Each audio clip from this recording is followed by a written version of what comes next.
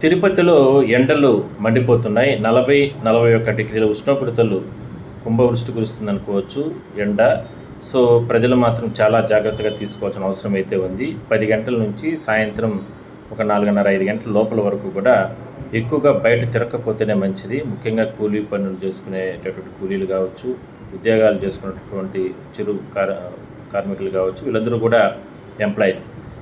So చాలా జాగ్రత్తగా ఉండాల్సిన అవసరం ఉందంటూ కూడా చెప్తున్నారు. తిరుపతిలో ఎక్కడ చూసినా కూడా రోడ్లపైన మాస్కులు వేసుకొని, తలకు గుడ్డలు కట్టుకొని, లేదంటే టోపీలు పెట్టుకొని, హెల్మెట్లు పెట్టుకొని, లేదంటే చాలా రకాలుగా ఇబ్బందులు పడుతూ కూడా వెళ్తున్నారు. ఎందుకంటే తిరుపతి అంటానగానే పుణ్యక్షేత్రం.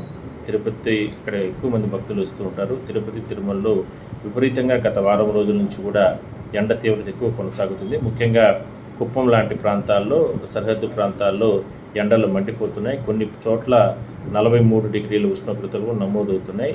తిరుపతి, చిత్తూరు, ఉమ్మడి జిల్లాల్లో రైతులు మాత్రం చాలా జాగ్రత్తగా ఉండాల్సిన అవసరం ఉందంటూ కూడా అధికారులు కూడా చెబుతున్నారు.